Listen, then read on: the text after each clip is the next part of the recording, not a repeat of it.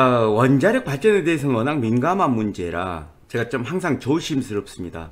여러분들께서 EU 텍소노미하고 관련돼 가지고 이제 곧 결론이 나오겠죠. 지금 한 2번째 미루고 있으니까 곧 결론이 나올 거예요. 그러면 텍소노미하고 포함됐을 때하고 안 됐을 때 두 개를 다 준비하셔야 된다고 말씀드렸습니다. 만약에 텍소노미가 포함이 안 돼 버린다 그러면 해상 풍력 쪽으로도 좀 미리 관심을 갖고 볼 필요가 있다, 이런 말씀 드렸고요. 만약에 원자력이 텍소노미에 포함이 된다 그러면 당연히 두산중공업을 포함한 우진이라든가 여러가지 종목들이 아마 큰 상승으로 연결이 될 거고요. 이런 부분은 이제 각자 판단이지만 지금 제가 드린 얘기는 제 그냥 내피셜이에요. 말씀을 좀 드릴게요. 한 손엔 수소, 또 한 손엔 원전진 프랑스, 탄소 중립 리더로 급부상한다, 이런 얘기가 나옵니다. 이제 마크롱이죠. 이 기사가 1월 16일 날 나왔습니다. 오늘 나온 기사인데요. 이게 뭔 소리냐 그러면은요, 쉽게 말씀드리면 SMR이 친환경인 이유 중에 하나가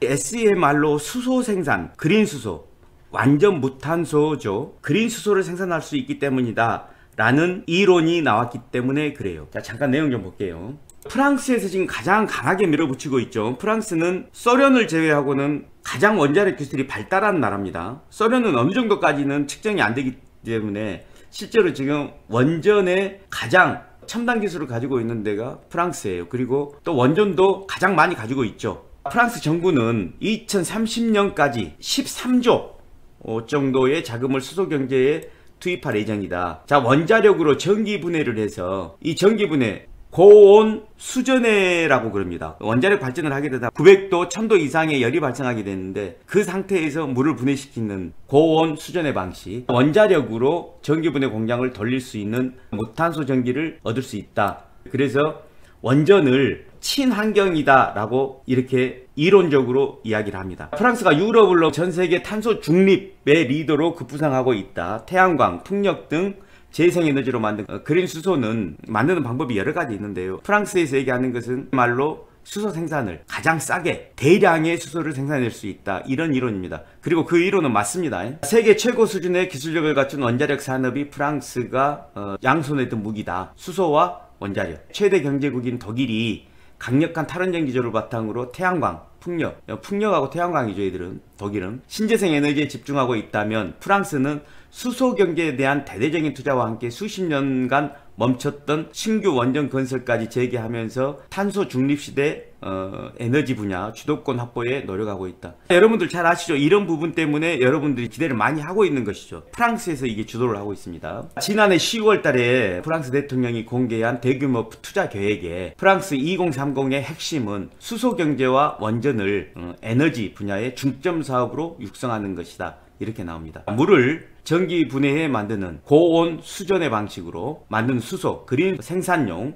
수소 기가팩토리, 아주 큰 공장이라는 소리겠죠. 두 곳을 새로 짓고 기가급 이상의 전기를 생산해낼 수 있는 그런 뜻이겠죠. 수소 기가팩토리 두 곳을 새로 짓고 소형 원자로를 재개키로 했다. 프랑스 파리에서 만난 프랑스 에너지업계 관계자들은 수소와 원전이 미래 프랑스 에너지 산업의 양날개가 될 것이라고 입을 모았다. 이론적으로 완벽하죠. 왜냐 그럼 수소는 원자력이 친환경이냐 아니냐, 그리고 폐연료병을 처리할 것이냐, 어떻게 따라서 친환경이 될 수도 있고 안 될 수도 있다, 이런 논리가 있었는데 수소가 친환경이라는 논리에는 이론이 없죠. 이론이 없고 프랑스가 원전을 재개하거나 원전을 SMR을 만들려고 하는 이유는 대량의 수소를 아주 저렴하게 만들 수 있기 때문이다, 이런 내용입니다. 수소 연료 생산 설비를 구축하기 위해서 투자를 하고 있다는 내용들이고요. 프랑스는 2030년도까지 연간 수소 소비량이 블라블라 이렇게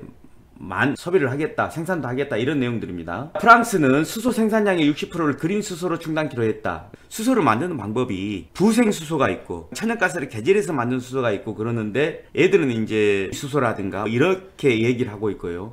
지금 프랑스가 60%의 그린 수소, 그러니까 원자력을 이용한 그린 수소로 충당하기로 했다, 이런 내용인 것 같아요. 태양광, 풍력 등 재생에너지의 대규모 확대가 불가피하다. 이와 함께 원전을 활용한 수소 생산도 염두에 두고 있다. 마지막이에요. 유대종 프랑스 대한민국 대사는 프랑스 에너지 정책의 기본 방향은 여전히 신재생 에너지다 라고 나옵니다. 화석연료 의존도를 줄인다. 원전의 경우 특별히 코멘트를 합니다. 프랑스가 처한 환경에 맞춰 속도 조절에 나선 것으로 보인다. 지금 프랑스 같은 경우는 원전 재개를 하겠다고 밀어붙이고 있어요. 그리고 초안을 유럽 각국에 보냈죠. 반대도 있고 찬성도 있을 거예요. 그거는 누구도 예단을 못하죠. 저 역시도 감히 뭐라고 말씀을 못 드립니다. 근데 가장 강한 주장을 하고 있는 프랑스가 갑자기 이런 논리를 가지고 나와요. 수소 이야기를 가지고 나옵니다. SMR로 수소 생산을 해서 그린 수소를 생산을 하겠다. 이런 내용을 가지고 나와요. 여기에다가 이제 수소 이야기 처음 나왔죠.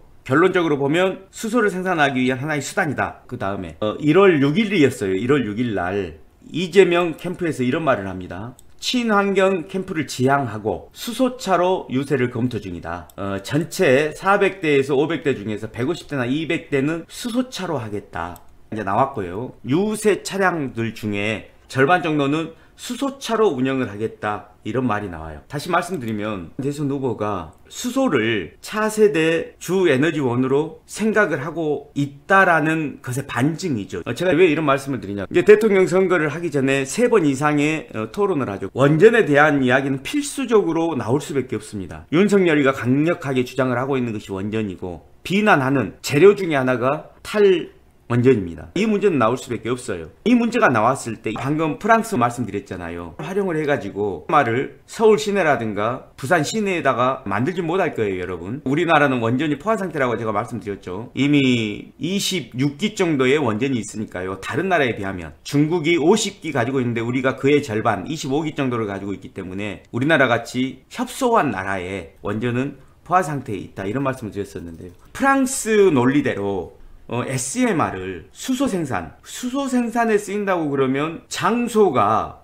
좀 외곽에 있어도 원자력 발전소를 짓는다 그러면 불편해하기 때문에 좀 외곽에다가 지어가지고 수소를 만들어서 보급하는 방식. 이제 수소를 만들고 수소를 보급하고 저장 이동시키고 하는 분야가 중요하거든요. 그래서 그런 분야에서 논리로 이끌고 가지 않을까. SMR을 수소 생산으로 연결시키는 전략을 구사하지 않을까 이런 생각이 듭니다. 수소 관련주도 섹터가 갑자기 부상할 가능성이 있습니다. 타이밍을 보면 대선 토론회가 기준이 될 것 같고 지금 EU 텍소노미 대형 원자로보다는 소형 원자로에 관한 것이 이슈가 될 것 같아요. SMR을 텍소노미에 넣느냐 마느냐 거기에 대한 합리적인 이론들 이런 것들이 나올 가능성이 많은데 그럴 때 수소 관련주들도 꿈틀거릴 뿐만 아니라 한번 상승장이 나올 가능성도 있다. 이런 판단이 듭니다. 그리고 최근에도요. 자, 여러분 전기차 이야기가 자꾸 나오고 있잖아요. 원래 전기는 순수 전기도 있지만 수소 전기도 전기차입니다. 그렇기 때문에 테마는 테마 내에서 순환매가 이루어지는 것이기 때문에 수소 관련주들도 지금 시기적으로 나올 때가 된 것 같아요. 이제 마크롱 이야기 대선 주자들의 어떤 상황 이야기 그리고 지금 전기차가 자율주행과 애플카하고 맞물려 가지고 수소차가 테마 내에 순환매가 이루어질 가능성이 있다. 이런 말씀까지 드렸고요. 한 가지만 더 얘기할게요. 자, 우리 수소 테마주들이 하락한 이유 중에 하나는요. 현대차가 제네시스 수소차 개발을 중단한다고 그랬습니다. 근데 이 부분에 대해서는 현대차에서 사실과 다르다는 내용을 얘기했죠. 제네시스 수소 전기차를 포기한 것이 아니고 현대차 핵심부에서 오히려 격상을 시킨 것이다. 이 부분은 여러분이 찾아보시면 돼요. 이때 토요타라든가 이런 데서 수소 전기차를 포기했고 제네시스 전기차를 포기했다고 나와요. 그게 잘못된 뉴스예요. 직접 한번 찾아보세요. 토요타에서도 우리가 포기 안 했다. 차세대 수소 엔진을 개발 중이다. 차세대 수소 엔진은 연료 전지겠죠. 그래서 우리도 지금 차세대 수소 엔진을 개발 중에 있다.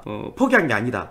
이게 12월 30일 28일자 기사 한번 찾아보시면 현대 제네시스 수소 전기차 포기라고 나옵니다. 거기에 대응 기사가 나왔어요. 수소 전기차 포기한 거 아니다. 현대차 핵심 부서에서 오히려 격상해가지고 개발 중에 있다. 이런 내용입니다. 그러면 제가 왜 이런 수소 전기차에 대해서 길게 이야기를 꺼냈냐 그러면은요. 수소차 관련주가 절대 갈 것 같지 않거든요. 지금 상황이 아주 안 좋아요. 모든 종목들이. 한번 볼게요. 그래서 저도 조심스러워요. 과연 수소차가 움직일까? 토요타에서도 포기하고 지금 원자력이 대세가 될 텐데 과연 수소차가 이게 또 오를 수 있을까? 이런 생각이 들어요. 수소차 섹터 한번 볼게요. 우리가 알고 있는 JNK 히터. 그죠? 지금 차트가 이렇게 생겼습니다.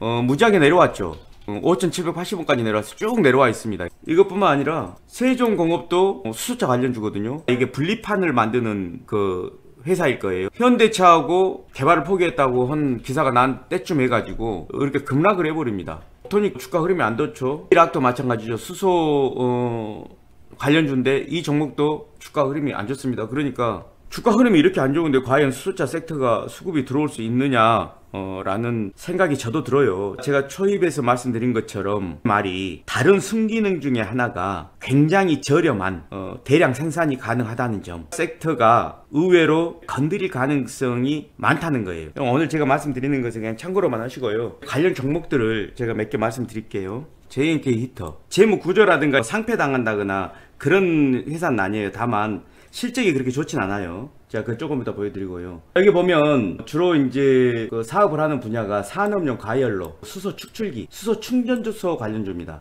충전소는 수소 관련주에서 중요한 영역이죠. 그리고 여기 산업용 가열로는요, 그 석유 정제할 때 고온으로 원유를 가열해 가지고 만들잖아요. 그런 데 쓰는 산업용 가열로를 얘기하는 겁니다. 자, JK 히터는요, 국내 유일의 산업용 가열로 전문 기업입니다.